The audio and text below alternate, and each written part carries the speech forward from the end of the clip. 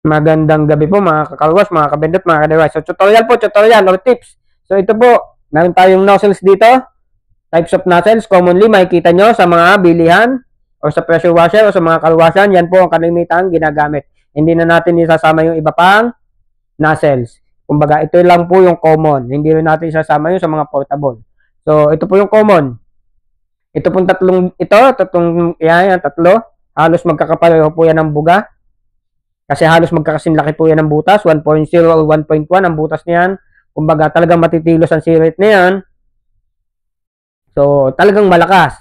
Malakas po ang sirit niya. Yun nga lang po. Sa malakas ang sirit niya, napepersa naman po ang ating head pump. Bakit po? Siyempre po, mas maliit ang butas, mas persado ang ating head pump. Then, ang ayoko po sa kanya, dito sa dalawang ito, madalas po ito ay hindi tumatagal ng merong 1 linggo lang, 2 linggo. Swerte na umabot ng 3 buwan kasi madalas po itong masira. Napakadali pong masira. Kasi usually po, sa mga bendo, pag nilagay nyo po ito sa bendo, lagi po yung pinipihit dito sa puwetan. So, yun po nagiging pagkasira. Kasi, hindi naman po lahat dyan ay maalam magpihit niyan. Meron naman pong, kung sa car wash full service nyo naman gagamitin, okay naman po. Basta maalam po ang inyong car washer. Car washer or car wash boy. So, dito naman po, yun nga po, ang ayoko sa kanya ay masyadong ipit yung sirit niya, kaya mas persado ang pump. Dito naman po tayo sa 1.2. Ito po ang commonly ginagamit ko. Kasi kumbaga po, siyempre ito ay 1.0, 1.2, 1.5. Nasa gitna siya ng dalawa. Kumbaga ito, tama lang ang konsumo. Hindi ka malulugi sa konsumo ng tubig. And hindi ganun kapersado ang iyong motor. Kumbaga, sakto lang po. Kumbaga.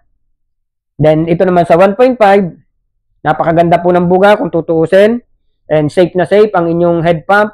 Safe na safe ang inyong pressure washer. Ang problema ko lang po, sinusukuhan ko sa kanya, lalo na kung sa bendo, ay talaga namang napakalakas kumusumo ng tubig. So, hindi po siya advisable kung sa bendo kasi, syempre po, 5-5 lang. Pero kung ito po ay gagamitin nyo naman sa full service, ay wala po kayong katalo-talo. Excuse me. Maganda rin po ang kita kasi, naturally naman po, malaki naman po binabayad sa car wash, mayroong 100 plus, depende sa huhugasan. Kumbaga, wala kayong talo kahit pa sabihin yung malakas ang konsumo ng tubig. Kasi, ang mapapangalagaan nyo naman po dito ay ang inyong head pump. Yun lang naman po yan. So, makakapili na po kayo ng gusto nyo na klase ng nozzle.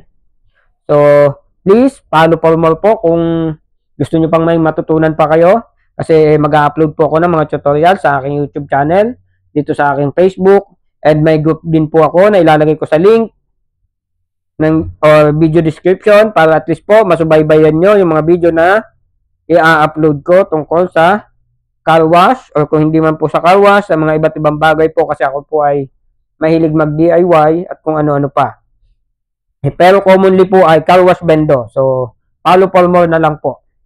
Yun lamang po mga car wash, mga kabendot, mga ka-DIY. Magandang gabi po sa lahat.